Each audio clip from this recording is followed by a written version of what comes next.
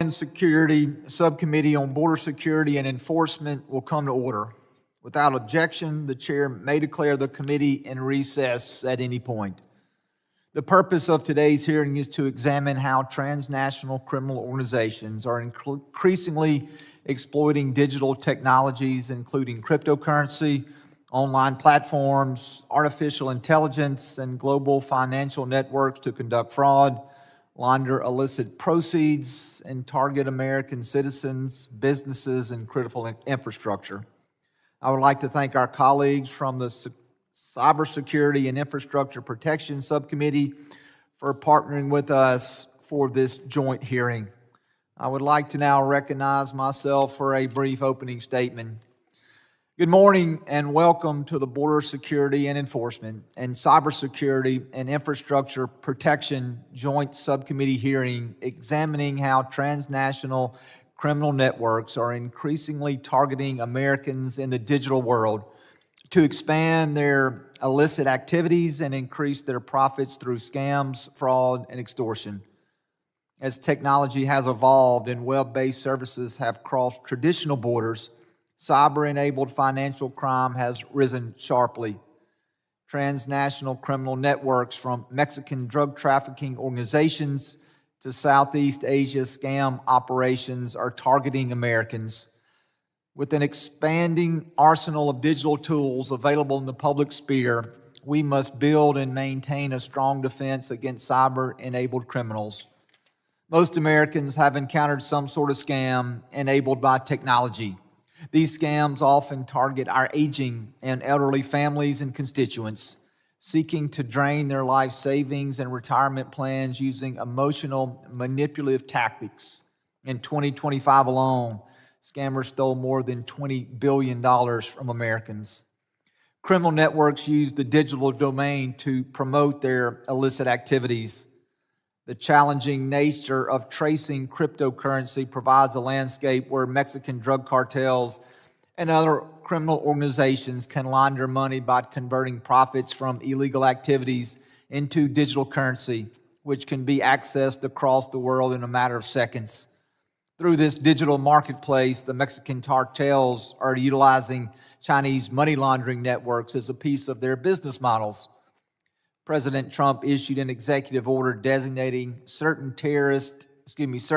cartels and transnational criminal organizations as foreign terrorist organization, or FTOs.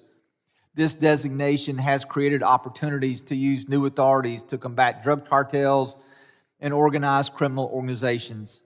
Cyber-enabled crime not only victimizes Americans, but also raises concern for national security interests.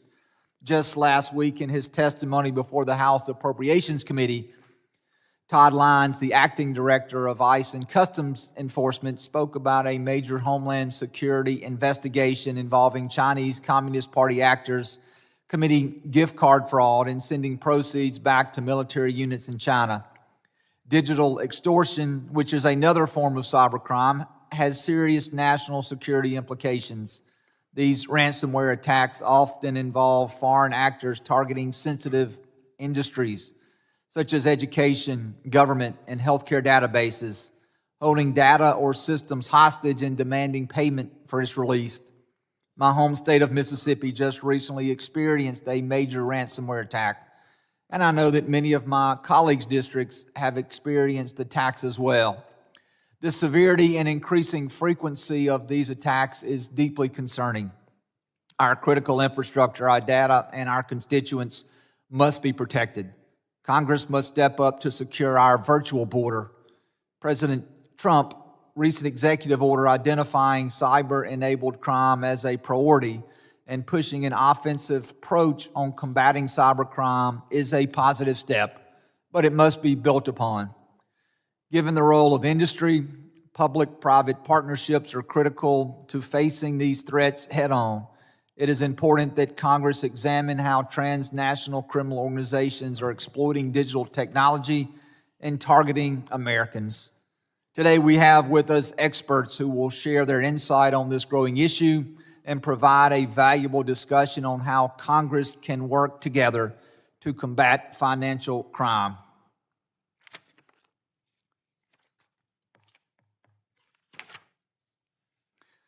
I would now like to recognize the ranking member, the gentleman from California, Mr. Correa, for his opening statement. Thank you, Mr. Chairman. I concur with you. Cyber defense in our country should not be a Democratic or Republican issue, but rather an issue of national importance for all of us. And that's the way it's been treated here in this committee, working across the aisle to make sure we protect everybody in our society, in all institutions in our society. We start out by telling you that I'm now a senior, and now I get senior discounts. And I guess that also comes with an ass kicking. Recently, I was at home looking through my personal email, and I got an email from the IRS. Got my attention, looked legit, had the IRS logo, everything on it. It also said, unless you call us today, we will come and seize your assets, including your bank account assets. So, I picked up the telephone number and I called that 888 number. And the person on the other side answering the phone call said, get your credit card ready. You have to pay us $20,000 right away. Well, otherwise, we will be on our way to your house. And they told me where I lived to pick you up and have you arrested.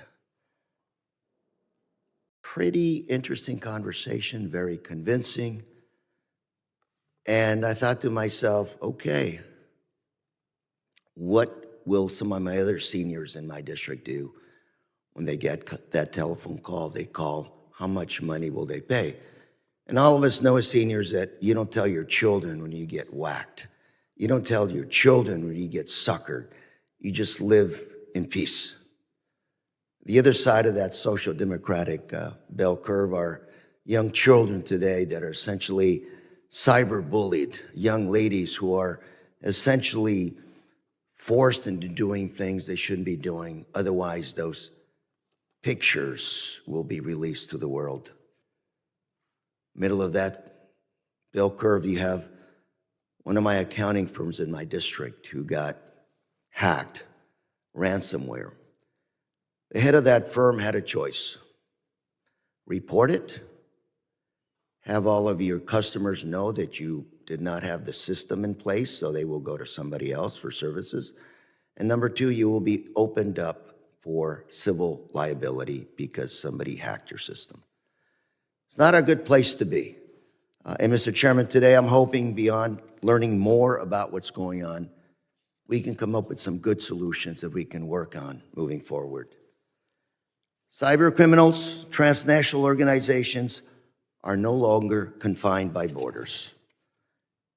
They're sophisticated, organized, leveraging corruption, cutting-edge technology, human trafficking,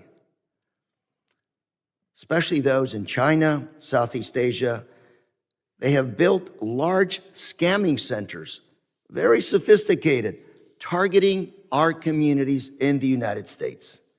According to the FBI, cyber-enabled fraud in 2025 led to over $17.6 billion worth of reported losses.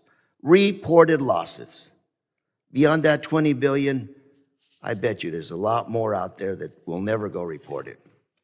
Top of that, artificial intelligence, helping these transnational organizations scale their operations and increase their success rates at the expense of our taxpayers and citizens of this country. Highly personalized messages, password cracking tools, deep fakes where you can't tell between what's real and what's not. This is what our citizens are facing on a very everyday basis back home. We all know about Colonial Pipeline. We all know about those big incidences that are reporting in the newspaper. But I believe the small firms, the individuals, moms and pops back home, never report this stuff. And when the threats are getting worse, my concern is this administration is failing to respond in many ways. Over the last year and a half, cybersecurity infrastructure, or CISA, has had a third of its workforce cut. And their efforts, CISA, instead of defending us against cyber, their efforts are now redirected towards immigration enforcement and not cybersecurity. The President's fiscal year 2027 proposed additional cuts that threaten, again, the defenses to defend our homeland and Main Street. Same way, Homeland Security Investigations, or HSI, those agents that have been dedicated to combating child exploitation, digital financial crimes, those efforts also redirected towards immigration enforcement. As I said earlier, Mr. Chairman, I hope you can look at these issues objectively, focus on the issues, the challenges that we have not only today, but moving forward, and come up with some good solutions across the board, across the aisle here, that we can all work together. Our constituents, our citizens are depending on us, because at the end of the day, a chain is only as strong as its weakest link. And this chain is about government, private sector, platforms out there, and consumers working together under the leadership of the federal government. Mr. Chair, thank you very much. Thank you, Mr. Correa. I would now like to recognize the chairman of the Subcommittee on Cybersecurity and Infrastructure Protection, the gentleman from the great state of Tennessee, Chairman Ogles, to deliver his opening statement. Thank you, Mr. Chairman, for holding the joint hearing and for partnering with my subcommittee to examine what has become one of the most urgent and far-reaching threats to the American people today. The hearing we are convening this morning concerns a problem that touches every community in this country. It affects retirees in Tennessee and Florida, college students in Mississippi and New York, small business owners in the Midwest, veterans, teachers, and families who do nothing wrong other than answer a phone call, open an email, or respond to what appeared to be a trusted message online. What they encounter on the other end is not a legitimate contact. It is an organized criminal operation, often run from a fortified compound halfway around the world, designed from the ground up to steal their money, their personal information, and in many cases, their sense of safety and dignity. I want to be clear about what we're dealing with. What is happening to Americans right now is an industrial-scale criminal campaign coordinated by transnational criminal organizations that operate sophisticated fraud networks spanning multiple continents and targeting millions of victims simultaneously. These operations combine cyber fraud, money laundering, cryptocurrency manipulation, digital extortion, and in many documented cases, human trafficking and forced labor. The numbers released just weeks ago by the FBI confirm how rapidly this threat is accelerating. The FBI's Internet Crime Complaint Center received more than 1 million complaints in 2025, the first time that threshold has ever been crossed. Reported losses surpassed $20 billion for the first time, representing a 26% increase over the prior year. Americans over the age of 60 reported losing nearly $8 billion, 59% increase in a single year. And for the first time, the FBI dedicated an entire section of its annual report to the role of artificial intelligence and enabling these crimes, documenting more than 22,000 complaints with AI-related components. Behind these numbers are real people whose lives have been upended. Seniors who lost their retirement savings to a voice-cloned phone call from someone they believed was a grandchild in distress. Young people targeted by sextortion schemes designed to exploit fear and shame. Small investors lured into fraudulent cryptocurrency platforms through deepfake videos of trusted public figures. Business owners locked out of their own systems by ransomware and forced to choose between paying a ransom to criminals or watching years of work disappear. These networks are deeply connected to organized transnational syndicates, many run by organized crime groups with roots in the People's Republic of China and the Russian Federation. Hundreds of thousands of people have been trafficked into scam compounds across Southeast Asia, forced to carry out fraud under the threat of violence and death. Chinese nationals and PRC-linked triads operate the largest compounds, and Beijing has been slow to act against the networks that victimize Americans while generating billions along China's periphery. Artificial intelligence is making all of this worse. Criminal organizations are using AI to clone voices, produce deepfake videos, and automate the targeting of millions of victims simultaneously. And ransomware groups are integrating AI into their attack chains to launch attacks faster than defenses can respond. This administration recognized the severity of the threat and I want to commend President Trump for taking decisive action. On March 6th, the President signed an executive order on combating cybercrime, fraud, and predatory schemes against American citizens. That order directs the Department of Homeland Security and other federal agencies to conduct a comprehensive review of existing operational and regulatory tools and to develop a coordinated action plan to identify, disrupt, and dismantle the transnational criminal organizations behind these schemes. That is exactly the kind of whole-of-government approach that this moment demands. The American people deserve a government that fights for them with the same intensity that these criminal networks use against them. Our witnesses today will help us understand the full scope of this threat and the tools we need to combat it. I look forward to your testimony. Thank you for being here. I yield back. Thank you, Chairman Ogles. I would like other members of the committee to be reminded that opening statements may be submitted for the record. I would now like to formally introduce our panel of witnesses. First, Ms. Cynthia Kaiser is the Senior Vice President at Halcom Ransomware Research Center. She previously served as Deputy Assistant Director of the FBI's Cyber Division, where she led policy, intelligence, and partnerships to support victims and disrupt cyber adversaries. Second is Mr. Ari Redboard. He is the Global Head of Policy at TRM Labs. Prior to joining TRM Labs, he was Senior Advisor to the Deputy Secretary and the Undersecretary for Terrorism and Financial Intelligence at the United States Treasury, where he used sanctions and other regulatory tools to effectively safeguard the financial systems from illicit use by terrorist financiers. Third is Mr. Josh Burkew. He is the Senior Vice President of Policy at U.S. Telecom, the Broadband Association, and also serves as the Executive Director at Industry Traceback Group, where he works closely with government agencies to identify and mitigate scams and fraudulent calls.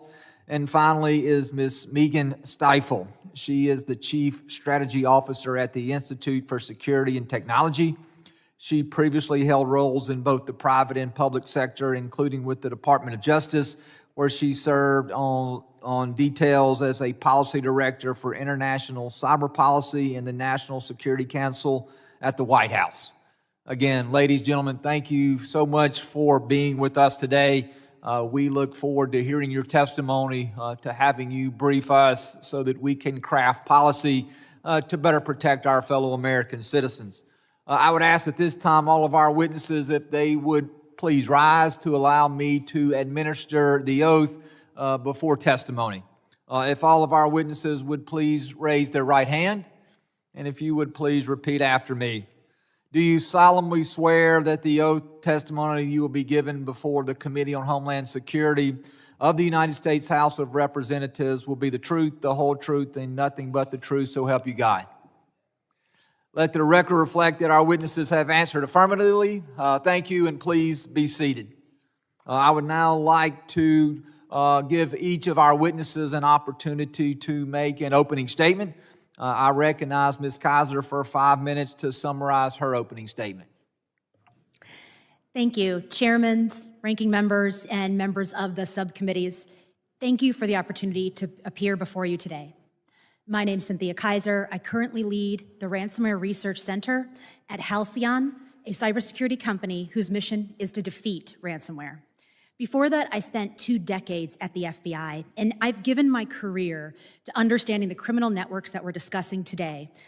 And I'm here to tell you that what they're doing demands a response that matches the gravity of their crimes. I want to begin with a statement that I believe this committee and every American should hold in mind throughout this hearing. The people committing these crimes are not merely technical actors engaged in financial misconduct. They are predators. They are callous, and they are, in many cases, knowingly endangering and ending human lives, and they do not care. As you noted, FBI released its 2025 Internet Crime Report earlier this year. The picture it paints should make every American genuinely, viscerally angry. Angry that cybercriminals are stealing a generation of wealth from our country. Angry that more than 75,000 victims of sexual extortion were caught in a cycle of abuse. And angry that during just one FBI operation, 38 victims were referred for suicide intervention. That's 38 people so devastated by cybercrime that agents feared the victims would take their own lives. Since 2023, ransomware attacks have risen over 20%, and they're getting faster. Attacks that used to take weeks now take hours. AI has made it easier for attackers to gain initial access to company networks, and our team's data show that ransomware gangs target small and medium-sized businesses at nearly 4 times the rate of large organizations. Last year, healthcare overtook all other critical sectors to become the single most targeted industry for ransomware. Attacks against hospitals and medical facilities nearly doubled from 238 in 2024 to 460 in 2025. That is more than one ransomware attack on an American hospital or health system every single day. Make no mistake, this was a business decision. Ransomware actors, who are criminal entrepreneurs as much as they are hackers, have calculated that when lives are on the line, hospitals are more likely to pay. They looked at cancer patients, dialysis patients, newborns in NICUs, and decided these patients were acceptable leverage. Research from the University of Minnesota documented at least 47 deaths attributable to hospital ransomware attacks between 2016 and 2021. That number is almost certainly in the hundreds today. Earlier this year, when Mississippi's only level 1 trauma center in the state was down for 9 days, we saw that when a hospital is taken offline, many patients are unable to access critical care. For a heart attack or stroke patient, even 1 hour's delay can mean death or permanent disability. The hackers responsible for these attacks know this. They have simply decided that these deaths are someone else's problem. Our grandparents, our small business owners, our doctors, none of them should live in fear about what someone might be doing on a keyboard thousands of miles away. I fully support the President's executive order on cybercrime and the new national cyber strategy, which are strong steps towards dismantling transnational criminal organizations. Building on these, the gap between the severity of these crimes and the consequences that follow needs to close. I urge the committee to champion 3 specific authorities to do it. First, the Departments of State, Justice, and Treasury could formally evaluate whether terrorism designation authorities under existing law apply to ransomware actors who knowingly and repeatedly target hospitals. The statutory definitions of terrorism fit what these groups do.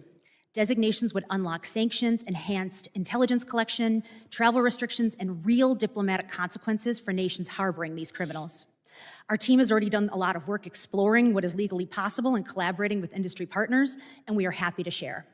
Second, the Department of Justice should evaluate homicide charges when ransomware attacks on healthcare facilities cause documented patient deaths. The executive order directs the Attorney General to pursue the most serious provable offenses. Felony murder law does not require that a defendant pull a trigger, only that they commit a dangerous felony that results in death. Finally, fully fund and reauthorize the state and local cybersecurity grant program. Cutting this funding would be a gift to ransomware criminals. I've spent my career working alongside extraordinary experts in cyber defense, in government, and now at Halcyon. All of us are doing everything we can with the authorities we have. But the worst of the worst, those targeting our hospitals, those who have caused documented deaths, those operating under the protection of hostile foreign governments need to face consequences that match what they have done. This requires novel implementations of the law and the resources and mandate to do so. These hackers are counting on incremental responses. Working together, let's prove them wrong. Thank you, and I look forward to your questions. Thank you, Ms. Kaiser, for your opening statement. I now recognize Mr. Redburn for 5 minutes to summarize his opening statement. Chairs Guest and Ogles, Ranking Member Correa, and distinguished members of both subcommittees, today I'm going to talk to you about the greatest threat confronting American families today. My name is Ari Redboard. I am honored to appear before you on behalf of TRM Labs, where we work every day with law enforcement, financial institutions, and national security agencies to detect, investigate, and prevent illicit activity in the digital asset ecosystem and beyond. Before joining TRM, I spent more than a decade as a federal prosecutor at the U.S. Department of Justice, and later as a U.S. Treasury official, confronting terrorist financiers, sanctions evaders, narcotics traffickers, and transnational criminal enterprises. I do not say this lightly. The industrialization of cyber-enabled fraud by transnational criminal organizations is the most pervasive, economically destructive, and dangerous financial crime threat that I have seen in my career. The consequences are immediate and they are personal. A grandmother in Ohio sends her retirement savings to a scammer. A veteran in Texas transfers his home equity to a fake investment platform. A family in North Carolina watches their life savings vanish. This is economic violence at industrial scale. We must respond with all our might, and we must do so together, because these are not abstract losses. They are the futures of Americans, and the networks taking them are organized, relentless, and scaling faster than our response. The numbers underscore the urgency. TRM's 2026 crypto crime report documented 158 billion in illicit crypto flows in 2025. That's a 145% increase over 2024. Fraud and scams alone drove 35 billion. And with only about 15% of victims reporting, true global losses exceed $200 billion. These flows run through one interconnected ecosystem. Pig butchering compounds in Southeast Asia, many staffed by trafficked workers, generate fraud proceeds. Mexican cartels buy fentanyl precursors from Chinese suppliers with cryptocurrency. North Korea stole about $2 billion in cryptocurrency last year to fund weapons proliferation and destabilizing activity. Every one of those streams moves through the same plumbing. Chinese underground banking networks that processed over 103 billion last year alone. And artificial intelligence is accelerating these schemes. Through Chain Abuse, TRM's global scam reporting platform, we have documented a more than 500% increase in AI-enabled scam activity over the past year. The solution to the criminal abuse of AI is not to ban or stifle the technology. It is to use it, and use it wisely. At TRM, we are already building those tools.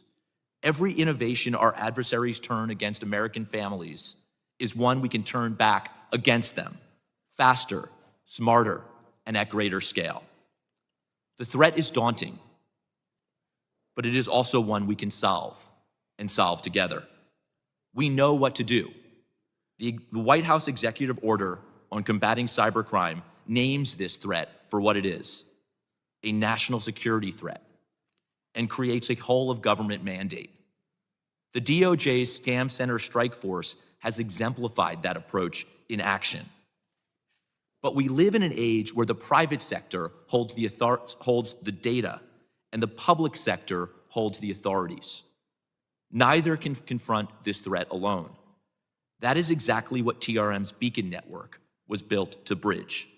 Beacon is the largest public-private network for the interdiction of illicit proceeds and the seizure of stolen funds in the digital asset ecosystem, connecting every major cryptocurrency exchange with 70 law enforcement agencies across the US and allied nations. When a victim reports a scam, Beacon can move actionable intelligence in real time to the exchanges and agents who can interdict and seize back those funds. That is the type of real-time public-private coordination the executive order envisions, already operating and ready to scale. Congress can codify that framework, pass a digital assets hold law so exchanges can freeze illicit funds, empower the private sector through cyber letters of marque or white hat hacking to disrupt criminal infrastructure, create a victim compensation fund, give federal, state, and local law enforcement the tools and training to fight back. We can protect American citizens by leveraging transformative technology for good, and we must do it together. The tools exist. The networks like Beacon prove what is possible when the public and private sectors move as one. Thank you, and I look forward to your questions. Thank you, Mr. Redburn. I now recognize Mr. Burkue for 5 minutes to summarize his opening statement. Chairman Guest, Ranking Member Correa, Chairman Ogles, and members of the subcommittees. Thank you for the opportunity to testify today and for your leadership on this critical issue. I'm Josh Berkey, Executive Director of the Industry Traceback Group and a Senior VP at U.S. Telecom. U.S. Telecom leads the Traceback Group, which is designated by the FCC as the consortium for tracing illegal calls. I also served on the FTC's Scams Against Older Adults Advisory Group and on ASPEN's National Task Force for Fraud and Scam Prevention. The telecom industry has been making progress to protect American consumers from illegal calls. We've deployed tools like call blocking, call authentication, and industry-led traceback, complemented by aggressive enforcement by our government partners. It used to take law enforcement months to determine who made an illegal call. Now, with traceback, we often find those criminals within hours. We work closely with federal and state law enforcement, routinely tracing calls referred to us, including scams impersonating the Department of Homeland Security, and providing actionable information to support enforcement. We know this works.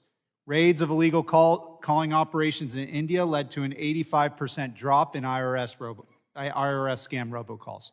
FCC and state attorneys general action virtually eliminated an illegal auto warranty campaign. Today, scam robocall volume is 50% lower than its peak. The Traceback Group has worked with banks, tech companies, and others to identify the criminals behind these calls and support law enforcement action, including recent information sharing supporting HSI takedowns. Fraudsters have evolved from high volume to higher impact. The most sophisticated operations, as my colleagues have already discussed, are run by organized transnational criminal networks. A decade ago, the dominant illegal calling threat was concentrated in South Asia, especially India. Today, the most consequential development is the rise of industrial-scale scam compounds in Southeast Asia. Mexican drug cartels have built their own illegal calling operations targeting Americans as well.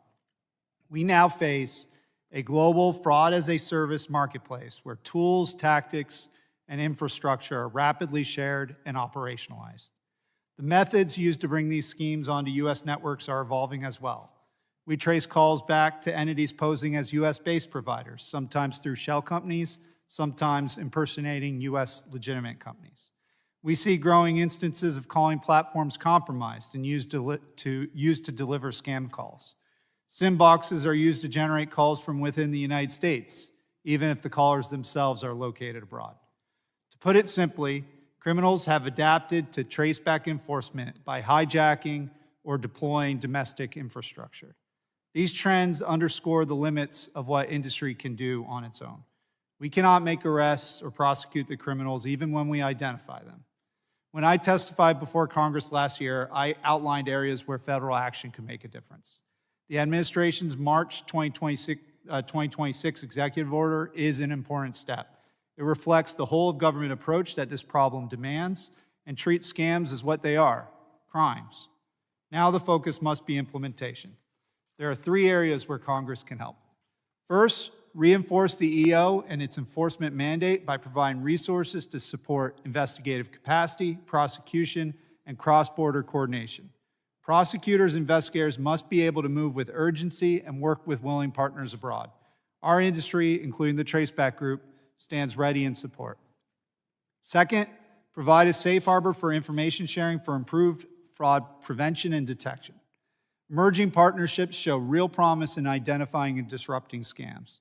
A safe harbor could unlock even deeper collaboration. Third, support and scale what works, including proven tools like Traceback. Fraud continues to take a toll on American consumers. We are committed to being a constructive partner in this fight. Thank you, and I look forward to your questions.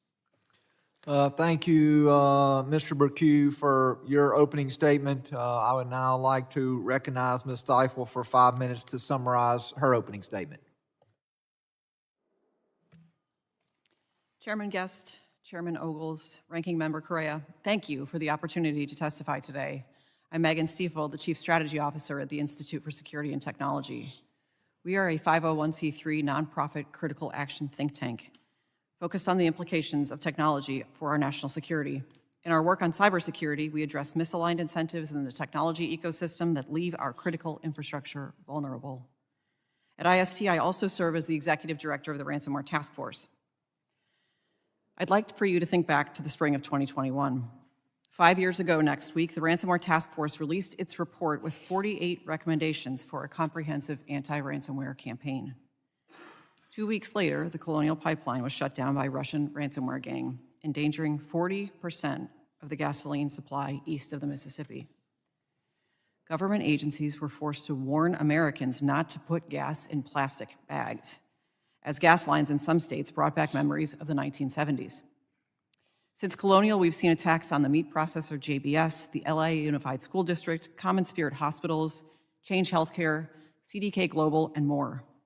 Ransomware rose to the level of an urgent national security threat that demanded our attention. Today, I'm pleased to report that we are making some progress in the fight against cybercrime. The national security threat posed by ransomware has decreased, thanks in part to the work of this committee. But we cannot rest on our laurels.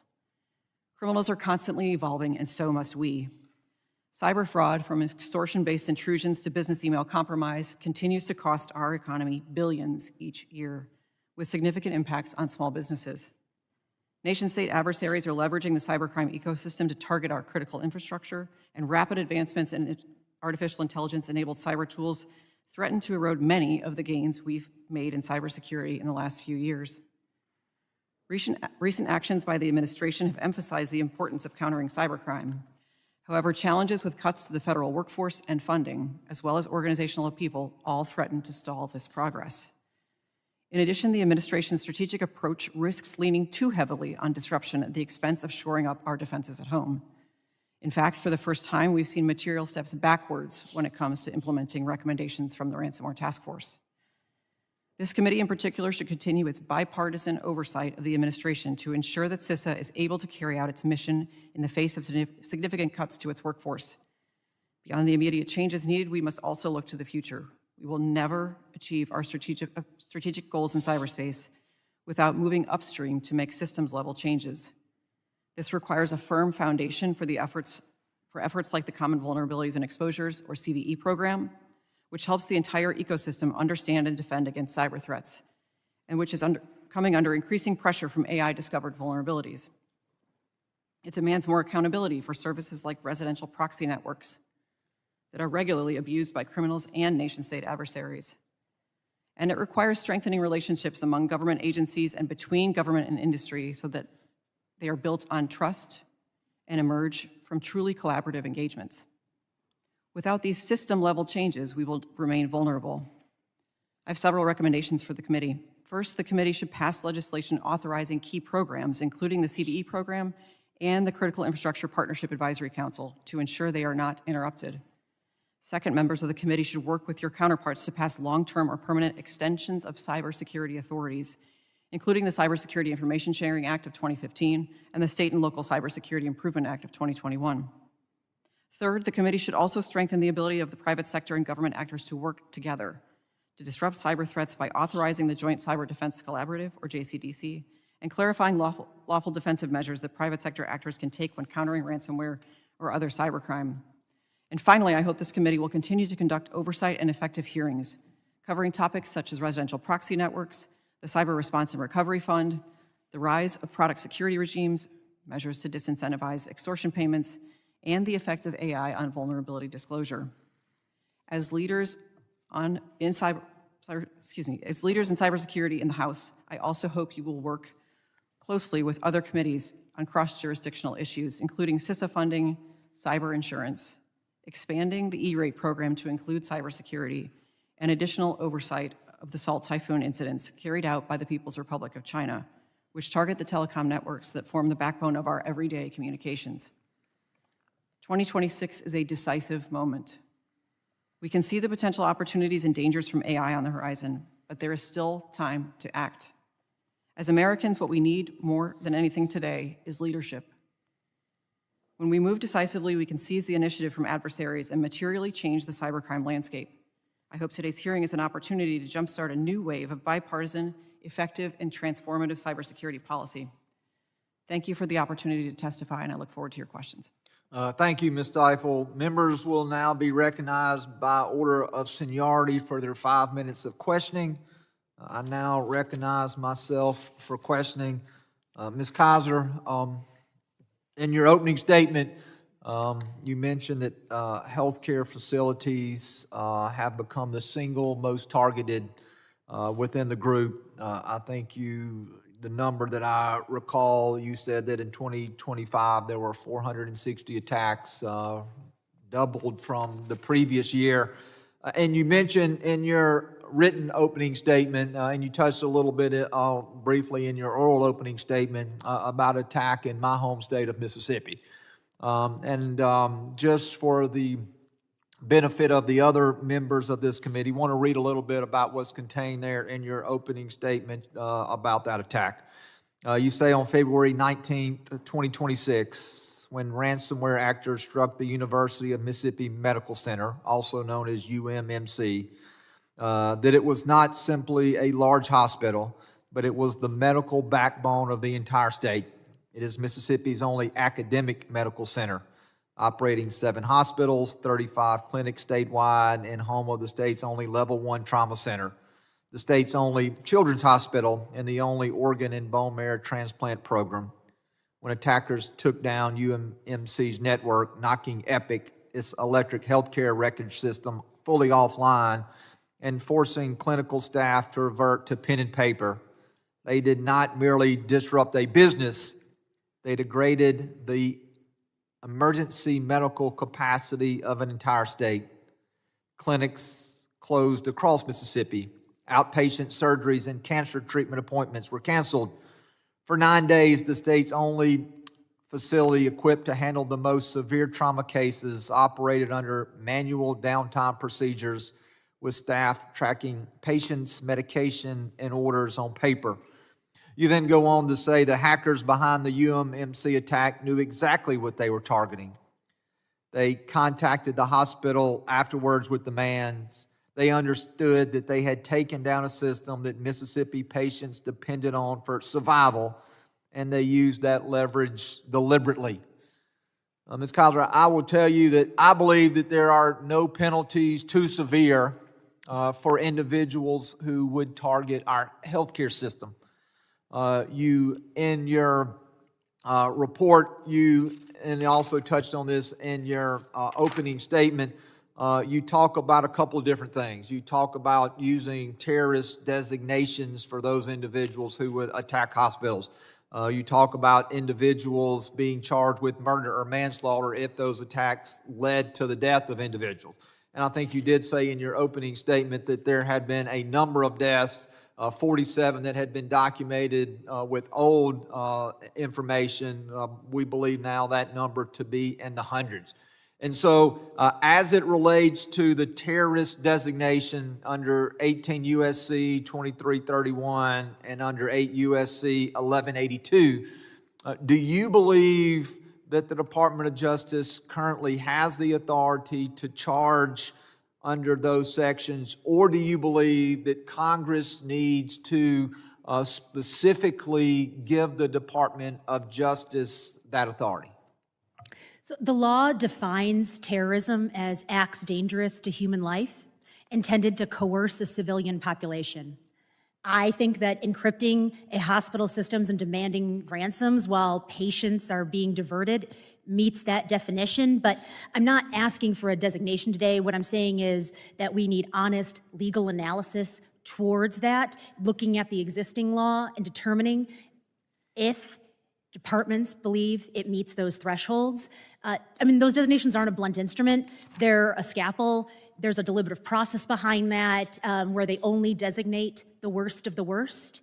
But I agree completely with you, and I want to emphasize what you said. There's no penalty too strong for the individuals that are holding Americans' lives at risk. They're making calculated decisions to target these individuals. And that's why Halcyon is actually funding an update to that research I noted to see exactly how we quantify the risk today. And are you aware of an example where the Department of Justice has ever used these code sections to seek criminal charges under the definition of terrorist for an attack on the healthcare system?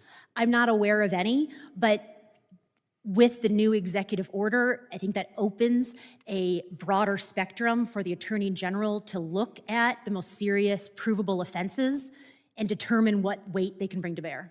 And one last question, as it relates to murder and manslaughter, as far as federal felony murder charges, kind of the same question. Do you believe that Congress needs to give the Department of Justice additional authorities to charge under that section, or do you believe that they have the current authorities now and would just need to make that on a case-by-case basis? I think clarifying guidance would be helpful, but they likely have the authorities today under the current statutes. Thank you. At this time, I yield back and I recognize Mr. Carrera for his 5 minutes of questioning. Thanks, Mr. Chairman. Ms. Kaiser, I'm going to follow up on that line of discussion. Do we need clarifying language to redefine or expand the intent of the law to go after some of these individuals? Sounds like the language is there. It just has not been applied in these circumstances.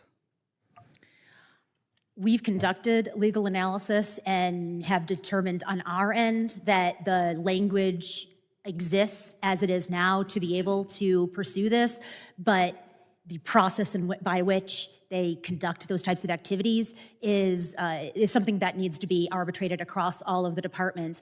I'll emphasize one specific aspect there. It can be very difficult to prove an exact death at a hospital or medical facility in the middle of an attack. So we can look at Medicare data, Medicaid data, and say there's an excess number of deaths when there's a ransomware attack. But proving that one specific death is harder when you're going to paper and pen, when you don't have electronic records, when you're in the middle of a crisis. So the way in which a prosecutor needs to approach Is this akin to certainly the needs. felony murder rule? Yes, And trying to think along those lines. exactly. Thank you. Very quickly, to each and every one of you, is the federal government doing enough in its role, a leading role in this area, Ms. Kaiser?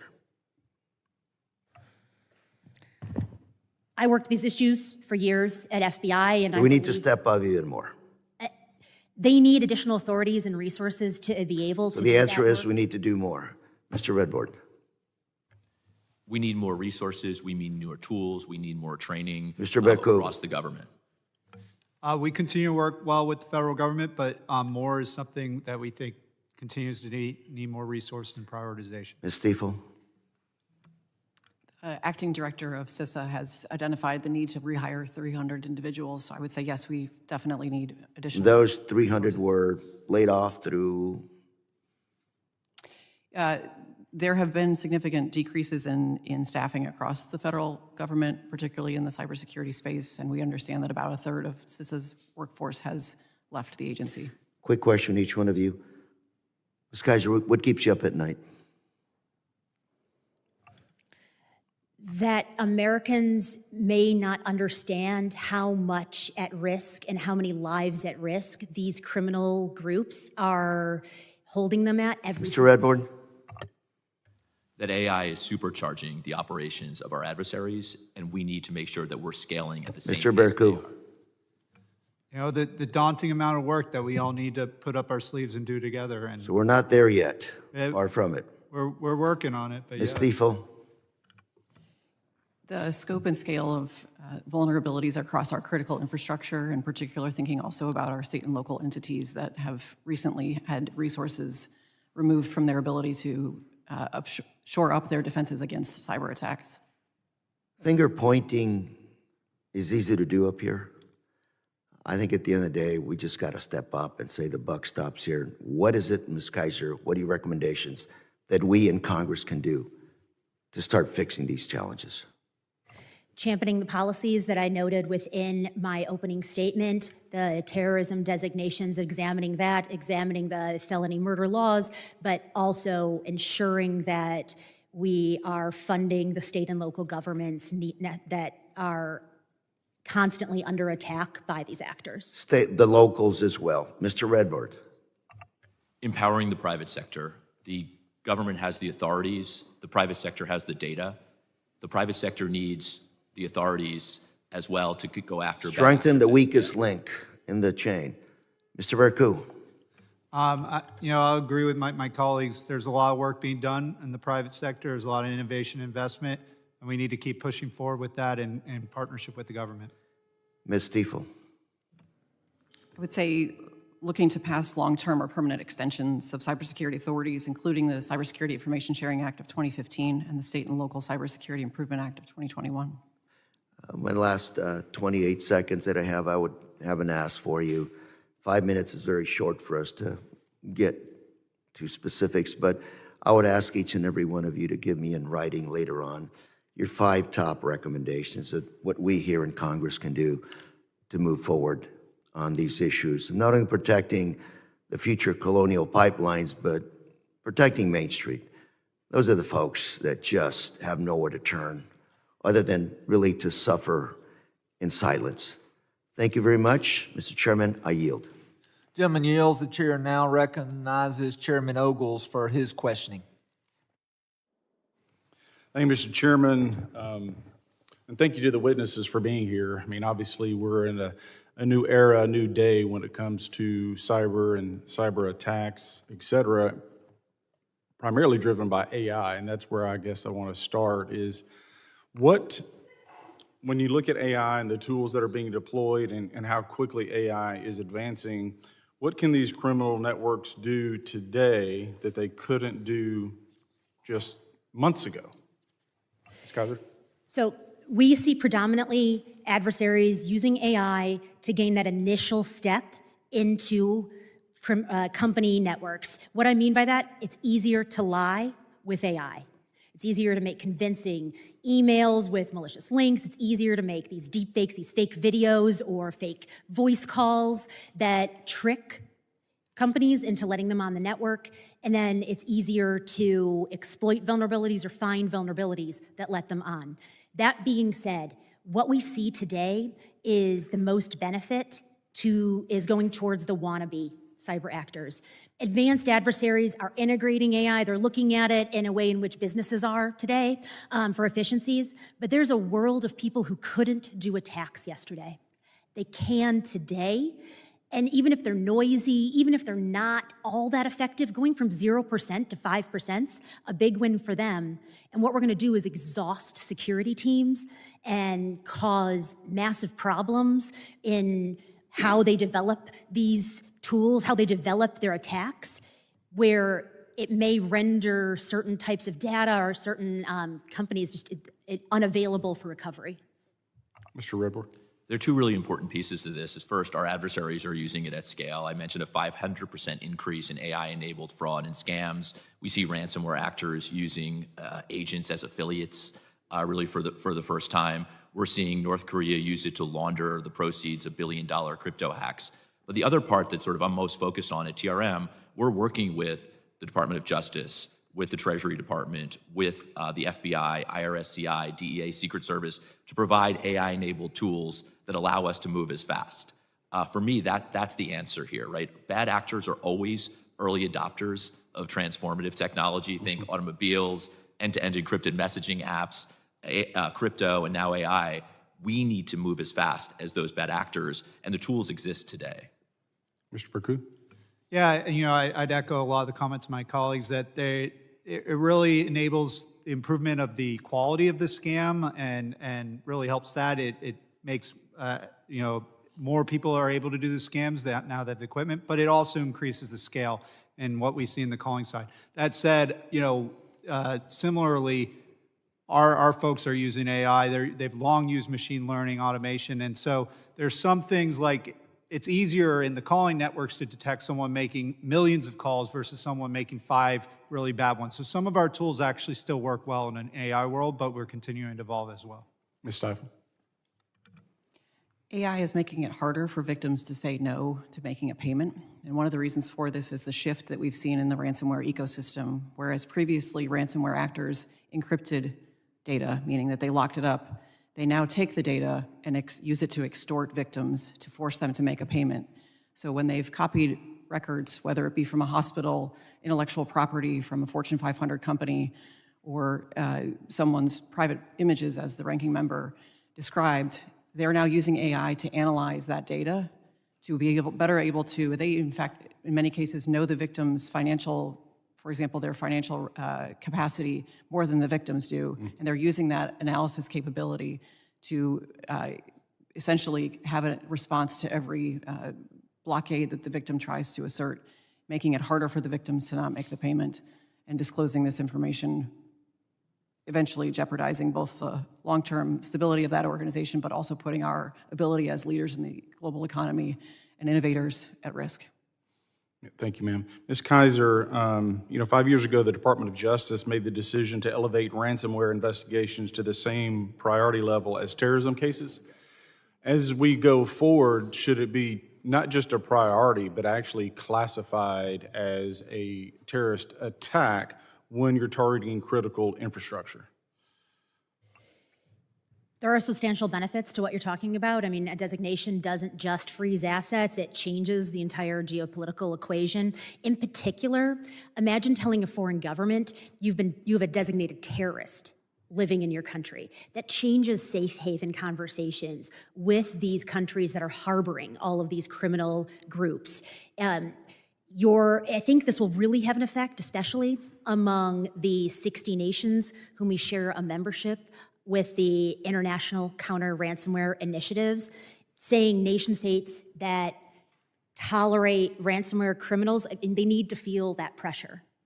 And then real quickly, obviously this is a problem at scale. I mean, prior to my current role, I was CEO of the county executive. We had a regional hospital in my county, incredibly vulnerable, right? So what is more practical?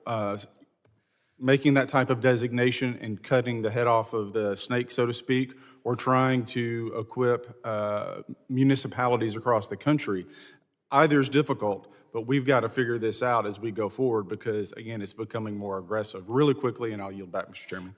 I don't think I can choose. I think you have to have defense and offense to be able to block these attacks at their source. One note I'd make is that when we're equipping municipalities, when we're providing out those funds, we do need to make sure that we're equipping them with the knowledge as well of how to spend that money, how to arbitrate between the various aspects, and ensuring, to your earlier question on AI, we're looking not just at prevention, which is going to be really difficult in the age of AI, but like how do you detect it quickly? How do you kick them off your network? How do you really make sure you're resilient? Thank you. I yield back, Mr. Chairman. Gentleman yields back. The chairman recognizes the gentleman from Rhode Island, Mr. Magaziner, for his questioning. Thank you, Mr. Chairman, and to my colleagues and to our expert witnesses here. Cyber scams are a tremendous and growing challenge. We see that in my home state of Rhode Island. We know that critical infrastructure is being targeted, water systems, power systems, hospital systems, businesses, organizations.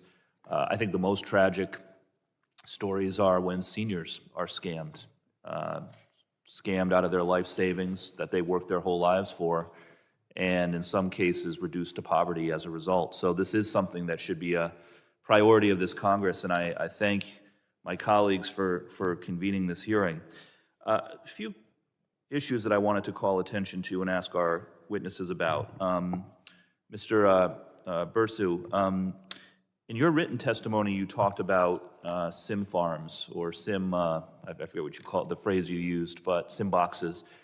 I think this is very important, and a few of us had a classified briefing on the topic not long ago.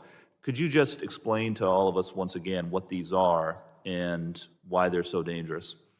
Yeah, absolutely. So it's where the criminal actors will get prepaid phones, prepaid SIM cards. They can plug it into technology, and then they are able to generate from the U.S. on our networks calls that really, when the caller may sit, or text messages and the like, may sit abroad. So it really is an enabler. It's not calls coming in through foreign gateways. They're actually starting in the U.S. And crucially, some of these SIM boxes or SIM farms, can generate thousands of calls, right? Thousands of calls, essentially anonymously, that can be used, with real phone numbers to fraudulently scam people. Is that right? Yes. One of the challenges is it doesn't look like an individual who's making hundreds of thousands of calls because it's individual numbers, individual SIMs making a handful of calls, but it is something the industry's been working on, how to better identify it with traffic and analytics. Well, that's what I wanted to ask about. I mean, to any of our witnesses, do you feel that the telecommunications industry is doing enough to identify where these SIM farms are located? Because as I understand it, if thousands and thousands of calls a day are being made from the same building, the same geography, that ought to be something that the companies themselves could track and potentially flag for the authorities. Is that not right? So it's something the industry has been working on. There's, it's a complex ecosystem. It's not just customers of the large carriers. It's sometimes their resellers. But it is something that we've been working. We've had a working group with the major carriers that we've been tracing back calls, that we identify SIM farms, sharing information, and figuring out how to do filtering and other things to take them down quicker. Would anybody else like to weigh in on this? Is there more that the industry could be doing or that we could help the industry do to locate these SIM farms? All right. Let me ask a related question then. My understanding is that one of the things that these fraudulent numbers are used for is to open fake social media accounts, right? You can use a fake phone number from a SIM card to open a Facebook account or an X account or whatever. Once it has been identified that an account has been opened with a fraudulent number, why would a social media company keep those accounts active? Am I correct that the big social media companies are still keeping accounts active that they know were created with a fake phone number? That's my understanding. And so, I think we have to have a conversation with our industry partners, not just in the telecommunications industry, about locating these SIM farms, but also with the email companies, the social media companies. If there is an account, and I think there's millions of them, that we know were opened fraudulently with fraudulent phone numbers, why are you keeping those accounts active? They're clearly being used for fraud. I just want to ask, I only have a moment left, so I just want to ask all of our witnesses, the CISA workforce has been absolutely decimated over the last year. I think close to half of the CISA employees have been eliminated. Does anybody think this is a good idea from a cybersecurity point of view? Okay.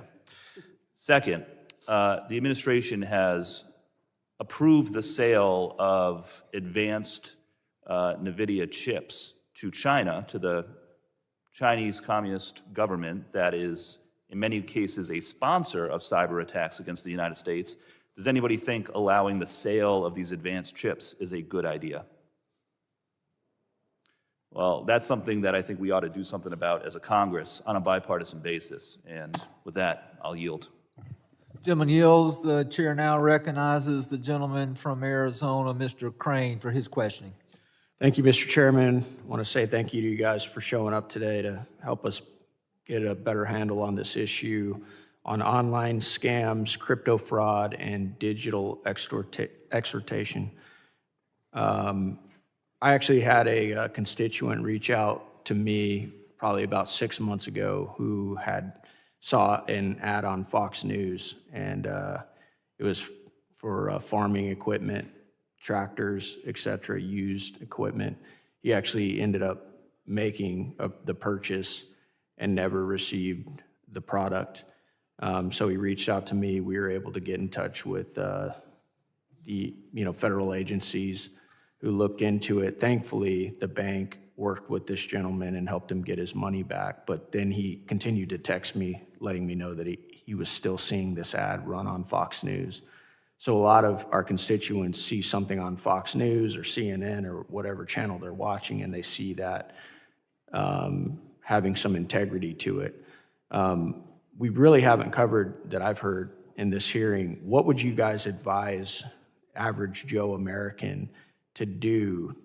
What, operating procedures would you have them look at in avoiding even getting involved in any of these scams? I'm going to start with you, Ms. Kaiser. So when I was at the FBI, one of the teams that I had responsibility for was the Internet Crime Complaint Center, so the group that does the report we talked about today. The question I got a lot is, why do you put out these stats? What do you hope to get out of this? And my number one answer was so that people don't feel alone, right? That individuals understand that this happens to a large swath of American citizens, and that if they believe they have been scammed, if they believe they've been attacked, they should report it to local law enforcement, to the FBI, to the Internet Crime Complaint Center. They should contact their bank right away, because oftentimes, and I'll defer to my colleague on some of these money flows, but oftentimes some of that money can be recouped if it's done quickly. But before we even get to that point, Ms. Kaiser, where they're attacked, how do they avoid getting attacked in the first place? You know, how do they notice or have their spidey senses go off that, hey, this doesn't exactly feel right? Does anyone want to help the average Joe American with that one? So it's incredibly difficult, but what I would note is that if you feel under like urgent pressure, it's probably a scam. Take a beat, take a step, call someone in your family, contact and identify ways in which you can verify that company. But it's really when you're put under pressure, oftentimes that's the biggest indicator that something's wrong. Go ahead, Mr. Redford. I would just add, and I think that was quite frankly beautifully said. I think what we need is a massive public service campaign at a federal level across all these different jurisdictions. A just say no, if you will, for scams and fraud. We need people to understand that, to take a beat, as Ms. Kaiser said. At TRM, we run the largest reporting database for fraud and scams in the crypto ecosystem. It's called chainabuse.com. You can go on your phone and look at it right now. It's just open source.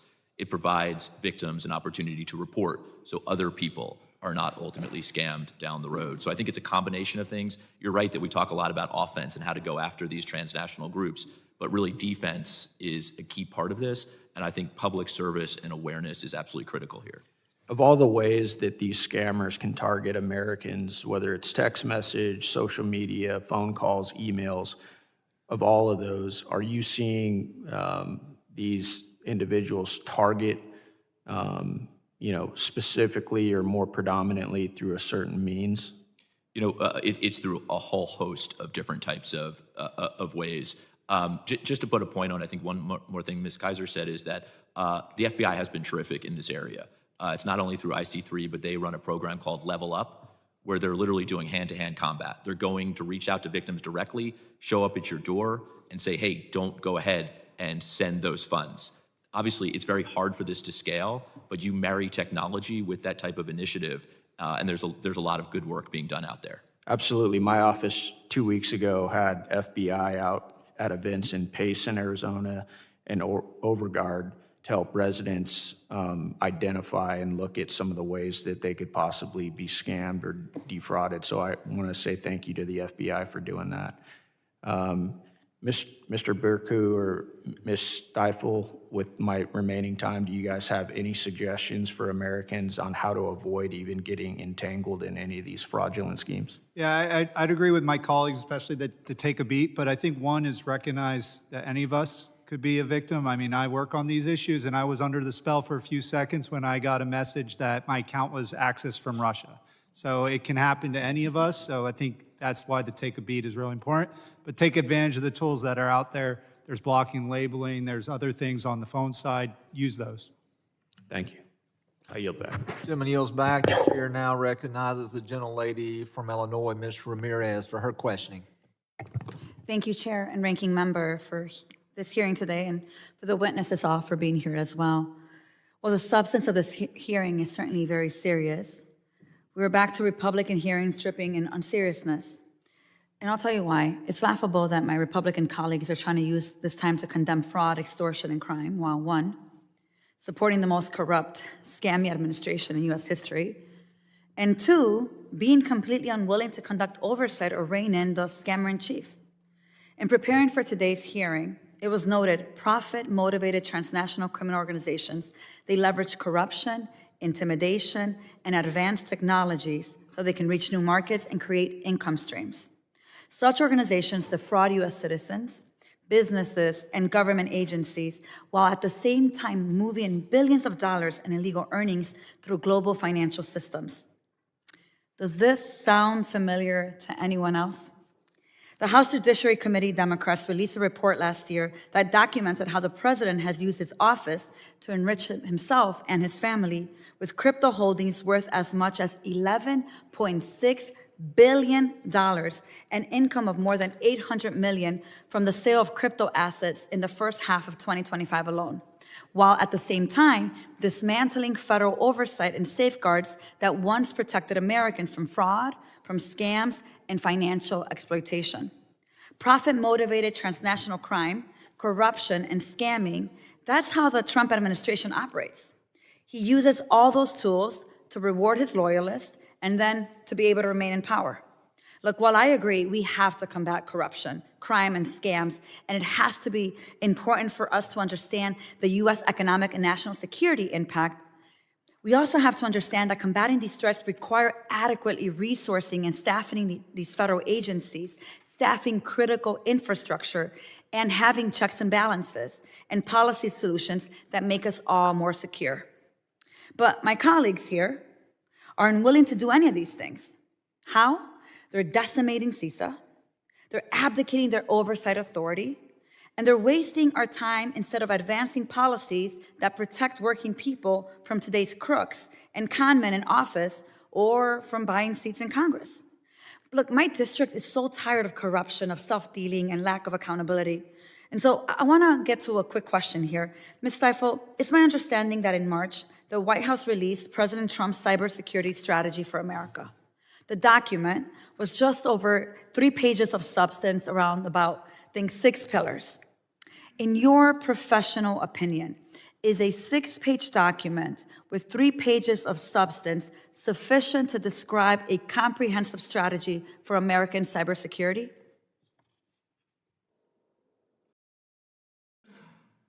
The most recently released strategy does stand in contrast to the 2018 strategy, which laid out a number of key elements that would strengthen the country's cybersecurity posture, including establishing Cybersecurity and Infrastructure Security Agency. Yeah, thank you for your response. The reality is, I'll say it more directly, it is not, because the 2018 strategy was a far more comprehensive than what we are seeing today, and it should concern every single member of these subcommittees. And it's because Trump and his cronies around the world are the most dangerous transnational criminal networks threatening us right now. They're swindling us, stealing our hard-earned dollars, waging a war in our cities, and committing war crimes abroad, all for private profit. It's not lost on me that Trump signed the legislation establishing CISA, but started attacking it the minute it became an obstruction to his criminal interest. If you ask Republicans, do you want to use the power of government to end hunger? Nope. Make housing more affordable? Nah. Bring the prices of gas down? No. But if you ask them, do you want to use the power of government to get rich and trick, cheat, and defraud the American people? Well, what we've seen here is why the response is yes, let's do that. That is despicable. That is not why we were sent to Congress, and it's why we have to address the issues of cybersecurity, but we also have to address the issues of corruption in the White House. With that, Mr. Chairman, I yield back. The gentlelady yields back. The chair now recognizes the gentleman from North Carolina, Mr. Knott, for his questioning. To the witnesses, thank you all for being here. This is obviously a very important issue, one that's of great significance to all Americans. And Ms. Kaiser, let me just start with you. We've talked a lot about government personnel and resources that are in place and so forth, but given the dynamism of this threat, how important is it, and not just a staffing component, but also a systems component to address this issue? And is it even possible from a governmental standpoint alone? In terms of systems, you're talking about the actual networks Yes. from a governmental system. So within the government itself, I was lucky enough to be able to be a part of the interagency weekly meetings that talked about, threats to the U.S. government networks as well as threats to across our critical infrastructure. And what I can say is it's the same, right? The types of targeting that happens to the private sector happens to the government. The defenses are the same. It's ensuring that you've done basics, but now with AI, right, you have to do more. And it's really in that kind of, you have to assume you could be compromised. So what do you do then? How do you kick them off? But in terms of the threat itself, creating a defense for that threat is obviously going to require a whole lot of flexibility, a lot of creativity. These are adjectives that are not usually reserved for the government side of things. And so I'm asking, from your standpoint, how can the government evolve with the threat that seems to change day over day, night after night? So one aspect is when the government is looking at reauthorizing and allocating the funds, the cybersecurity grants that Congress has authorized, it's doing so in a really smart way, like identifying the actual needs of the sector or government agencies that are receiving the funds. It's having a two-way conversation, not a one-way conversation, and it's moving fast. It's being able to allocate those funds because in cybersecurity, time equals attacks. Yeah, Mr. Redward, I wanted the same chapter to you. I'm very skeptical of that. When you look at the government bureaucracies, whether it's federal, state, or local, they're usually clumsy and very wasteful, and that's not the nature of this threat. From your perspective, how can we best align to defend the American people against this type of threat? Thank you for the question. Look, over the last, couple of years, I think we've seen a real willingness from the public sector to be working much more closely with the private sector. And part of this is because we move very, very fast. Yep. And whether that means ensuring that the government has the data they need, we have it, or we can go out and get it and we provide it. So I think it's the real key here to solving this is working really, really closely together to ensure that the authorities and the data are all there to take on this threat. And in terms of the ingredients that are needed to match the threat, from your perspective, what types of needs and progressions do we need to be sure that we're supporting in Congress? It's really that, you and I were both assistant U.S. attorneys, and I think it's really about the tools. Yep. It's that investigators have every single tool they need. And when bad actors are leveraging technology, we need to make sure that every investigator has the AI technology, the blockchain intelligence, the things that they need to investigate. Well, that's never going to happen from the government side organically. So with the private sector side, how can we ensure that we have the necessary environment so that the private sector can develop the tools that will be used to protect Americans? Absolutely. In my opening statement, I mentioned the Beacon Network. Yep. It's the largest public-private partnership in this space, and it's in large part because the private sector came together and said, hey, we need to stop bad actors in the wake of a North Korea hack from off-ramping funds to use for weapons proliferation. So we all came together, reached out to the public sector, and said, let's do this together. And I think that's a really sharp model for what is possible today. And in terms of the posture of our country, it seems in many respects, we've mentioned China, Russia, North Korea, and certainly the Iranian folks, they're all attacking us. It seems to have exceeded law enforcement and moves into more of a national security component. How does that change the posture at all? I'll start with you, Ms. Kaiser. It's absolutely a national security issue. I think that countering cyber threats from wherever they come is really the national security challenge of our lifetime. You mentioned the nation states, and one aspect I'd like to highlight here is nation states. So we've seen Iran, we've seen China, we've seen Russia, we've seen North Korea actually use these cyber criminal tactics, use the same infrastructure, use the same way in which the criminal groups are targeting us to actually conduct attacks on American networks. Yep. That's happened in the Iranian conflict right now. And so it's really important to look at this all as a connected system and understand that disrupting one component disrupts others. It's the absolutely most important shift in the posture, in recent history, moving from law enforcement to national security. The reality is that wars are now fought in cyberspace and across blockchains, and we have to leverage every national security piece that we can, offensive and defensive. I just agree with my colleagues here. Okay. I would just add that I think we also, as we're thinking about CISA, is for Congress to authorize the Joint Cyber Defense Collaborative, we, as you have reiterated, depend on industry to help strengthen and defend America. And we, at this point, are not on our strongest footing with, among other things, also the lapse of the Critical Infrastructure Partnership Advisory Panel capability for the Secretary of DHS and the Director of CISA to have honest conversations with industry about the range of threats that they're facing and the capabilities they can bring to defeat them. Great. Mr. Chairman, I yield back. Gentleman yields back. The chair now recognizes the gentlelady from Texas, Ms. Johnson, for her questioning. Thank you, Mr. Chairman. Thank you all for being here. I think this is a very critical and important discussion in our nation at this time. We've all experienced an extreme increase in spam texts and calls ranging from toll road payments and UPS package fees to solicitations for crypto investments or even romantic relationships. In 2024 alone, Texans reported losing $1.35 billion to scams, with the most significant losses reported to those over 60 years old. WFAA, a local news outlet in Dallas, reported that scam reports increased in 2025 by 118%. doubling what was reported in 2024. These scams often target vulnerable communities, and 3 in 10 Americans who lost money to scams say it has a significant impact on their finances. And in one case, a victim lost $47 million, causing an entire bank to collapse and hundreds of people to lose their retirement savings. The truth is, these sinister operations by profit-motivated transnational criminal organizations are operating at a never-before-seen scale, and our government is not equipped to address it right now. This is a self-inflicted wound thanks to the Trump administration's gutting of CISA, whose mission includes identifying and preventing these crimes. And I want to echo many of the concerns my colleagues have made and many of you on the panel have made concerning the defunding of CISA, and that we need to absolutely invest in a robust CISA if we're going to address this problem. Ms. Stifel, my understanding is that these scams have accelerated in recent years to the proliferation of hundreds of large-scale compounds powered by forced labor across Southeast Asia, particularly in Burma, Cambodia, and Laos, as well as the Philippines.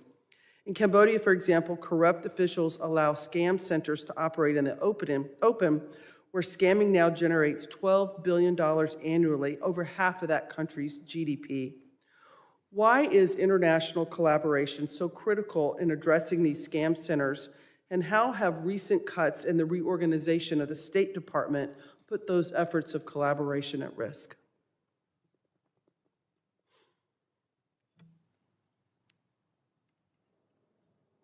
We are, as the ranking member mentioned in his opening statement, only as strong as our weakest link. And the examples that you gave are representative of issues that we see as we also explore ransomware, including the willingness of safe havens to harbor criminals and not respond to requests for assistance or to bury their head in the sand. We depend on a whole of government, as my colleagues have mentioned, response to the threats that this country faces that are emanating through information and communications technologies or the internet. That means that we need to have not only a deep bench at CISA, but we also, as you mentioned, need to have a deep bench at state.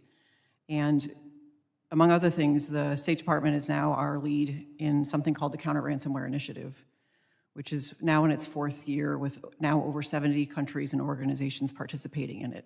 And it is the one place where these governments and multilateral organizations have come together to identify a priority, exchange best practices, identify policy objectives, build investigative capacity to counter, in this case, the ransomware threat. But that type of leadership that emanated from the United States, the Counter-Ransomware Initiative, is something that the United States started, and the State Department has taken on the responsibility to carry the mantle in this administration. We need to continue to show that leadership, and we have to do so with a full bench around the interagency, both at state, FBI, CISA, elsewhere. Right. I'm very concerned about the diminished bench that we have at this time.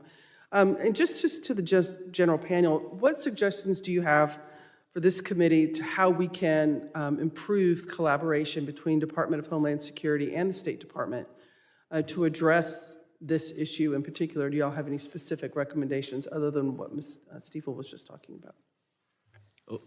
I would just say over the last, several months, year, we've seen more and more sort of interagency approach to these issues. It's not going to just be the State Department. It's not going to be just DHS or law enforcement agencies or national security agencies. It's really all coming together. A couple great examples, I think, that exist today. The DOJ started a scam center strike force about 6 months ago. There was a takedown of one of these large scam compounds in Cambodia called Prince Group that involved the largest forfeiture action in U.S. history, about $15 billion of proceeds from this type of illicit activity. There's a model in place, but there's also 10 more, 15 more Prince Groups across Southeast Asia.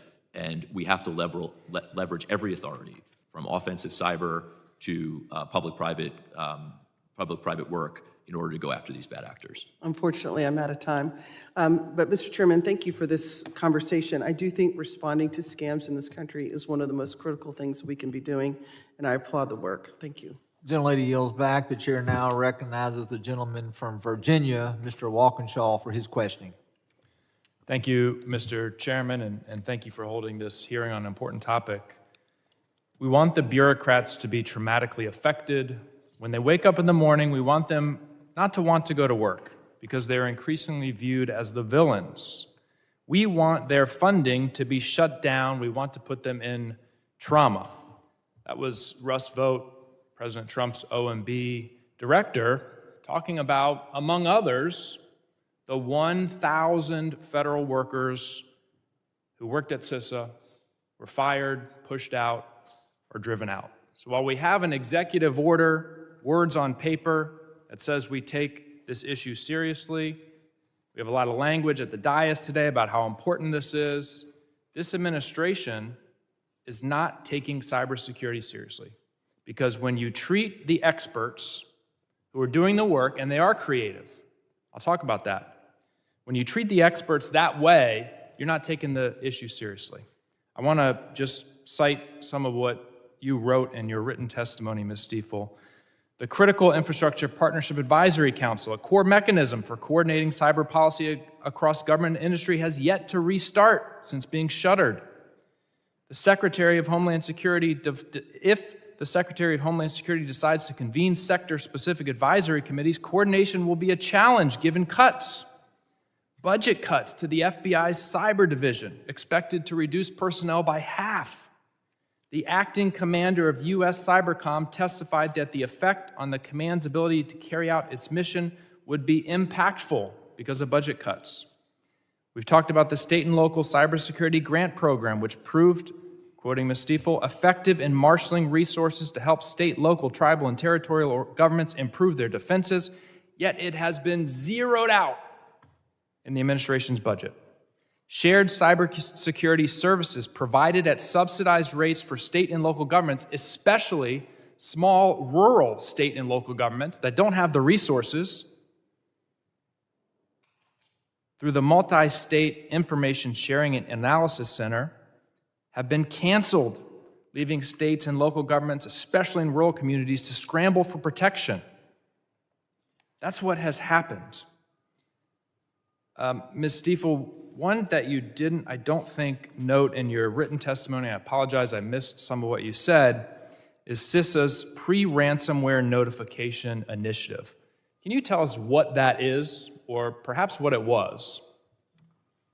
Thank you. It's a really critical program that currently is not operating, to my knowledge. The individual who ran the program is no longer at the agency, and the program essentially received indications of warning from industry, in many cases, in part supported by the Cybersecurity Information Sharing Act and the incentives that that legislation offers to industry, the liability protection it affords, to share information with the government that the government can then leverage to defend the homeland. So this program, run by actually basically one individual, would receive these tips and call victims who either already had a threat actor in their networks or were known to be soon to be targeted by these threat actors, and gave them notice that they were about to become a victim, and in many cases worked with those victims and with their counsel to try and mitigate the risk that they knew that they were about to face. Would you describe that work as creative and nimble? Quite. It's also, I think I want to underscore that it is really driven on trust. Yeah. The ability for this particular individual to notify over 4,000 organizations and prevent them from becoming victims and preventing billions of dollars in losses to the economy doesn't come from 3 weeks on the job. It comes from, I think he was at the department for over a decade. I'll put a finer point on it. $9 billion. $9 billion in damages that initiative prevented, in large part because of the work, to use the term Director Vought likes to use, of one bureaucrat. And I guess we succeeded in making him not want to go to work because he left. And that program is no longer functioning. So ransomware is occurring today because this administration drove out the expert, the federal employee who is helping to prevent it, to the tune of $9 billion. We are shooting ourselves in the foot. We have to stop attacking the experts who serve our nation because we have a political agenda. If this administration doesn't stop doing that, we will continue to lose this cyber war. I yield back. Gentleman yields back. The chair now recognizes the gentleman from Texas, Mr. Green, for his questioning. Thank you, Mr. Chairman. Thank the ranking member as well, and I welcome the witnesses. Mr. Chairman, we understand that cryptocurrency fraud is something that has to be dealt with by way of regulation. Currently, using digital methodologies and unregulated currencies, TCOs can remain anonymous and evade law enforcement. This ability to be pseudonymous, pseudonymity, is a problem, pseudonymity. It's a problem because we have allowed a system to develop that allows people to transfer unlimited amounts of funds without identifying themselves. Ms. Stiefel, how do you propose we regulate such that we can deal with the pseudonymity aspect of the transference of large sums of money, which, by the way, may go to terrorist organizations, used for ransom purposes, extortion? How do we deal with that? Congressman, when we established the ransomware task force, one of its core recommendations was to ensure that know your customer and anti-money laundering capabilities were required of exchanges that transmit these currencies. In addition, we think that similar due diligence measures can also be taken in other aspects of the ecosystem, for example, in the domain registration space, that would also help us take a more scaled approach to combating a range of illicit activity online. Now, pseudonymity exists and is efficacious because you have peer-to-peer transfer of money, cryptocurrency. In the banking system, you have a central bank. Goes to the central bank, then to a person. We still have this problem of peer-to-peer transfers. By the way, we can catch many of the culprits, but it's difficult. And some of the culprits get away because of peer-to-peer business. And the crypto industry is spending millions upon millions of dollars to make sure Congress has people within it who are going to support the peer-to-peer transfers. They place privacy above the ability to prevent extortion, to prevent avoiding paying taxes on money. This pseudonymity has to be dealt with such that we, as you said, know your customer. But you can't know your customer if you don't have a customer to know. So again, I'm not pressing you. I understand you understand the problem. But the problem is actually bigger than simply saying we'd like to regulate when millions upon millions are being spent to buy the best Congress that money can buy, to support the crypto industry's insatiable appetite to maintain pseudonymity. I welcome a comment if you have one. The ability to investigate illicit activity is central to the government's ability to defend the nation. And so I would assert that there's definitely a need to have greater visibility into a range of activity online, which is one of the reasons why in my written testimony I reiterated the need to reauthorize the Cybersecurity and Information Sharing Act of 2015. I have 11 seconds. Yes, I read body language quite well. Thank you so much. I spent my career as a prosecutor investigating cases involving bulk cash smuggling and networks of hawalas and shell companies and high-value art. There was no ability to trace those things on an open public ledger. We work very closely with law enforcement today to be able to combat fraud and financial crime in crypto because we actually have the ability to watch every transaction in real time. And there's a lot of benefit there. Thank you. Thank you. And every transaction is more than just a few thousand transactions. Do you agree? Every transaction is more than a few thousand transactions. I'm so sorry. You said you have the ability to watch every transaction. Every transaction in real time on an open public ledger. Where Right. crypto And what I'm saying to you, that is an awesome number of transactions. It's an awesome number of transactions. We can now see more transactions on blockchains than we can in the traditional world. And in so doing, you have to also not only see them, now you've got to look into each one of them so as to ascertain whether or not this is a part of some illicit trade. Absolutely, and we can now do that on blockchains where you never could do that in the traditional financial system, right? Through networks of wire transfers and bulk cash. Now we can see every transaction move on an open public ledger in real time and track and trace to build investigations and see. Are you saying that all transactions are on the open public ledger? All transactions on public blockchains, so Bitcoin. And public blockchain? Public blockchains. Okay, do you agree that there are blockchains that you are not monitoring? We monitor every blockchain. Every blockchain in history, every blockchain that exists? When you lose visibility on financial transactions in the cryptocurrency world, it's often because it moves into a cryptocurrency exchange or off the blockchain. Certainly there are privacy tools, and we are getting very, very good at being able to track. Permit me to ask this as a follow-up. The people who engage in extortion, and succeed with the extortion, explain how they elude the transparency that you're speaking of.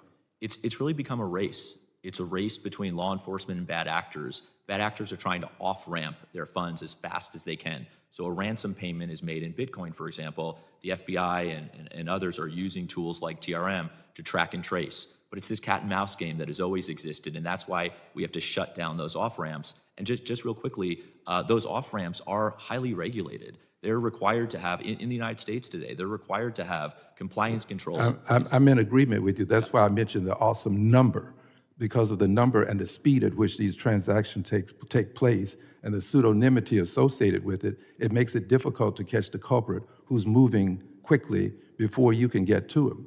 And that's why it's so important that law enforcement and regulators have the tools to move as fast as these bad actors. I agree with you. Thank you. Thank you. Gentleman yields back. I would like to, again, thank our witnesses for being here. Just to show the frequency of these attacks as we were here addressing this very important topic. My good friend and the ranking member received an email scam just moments ago.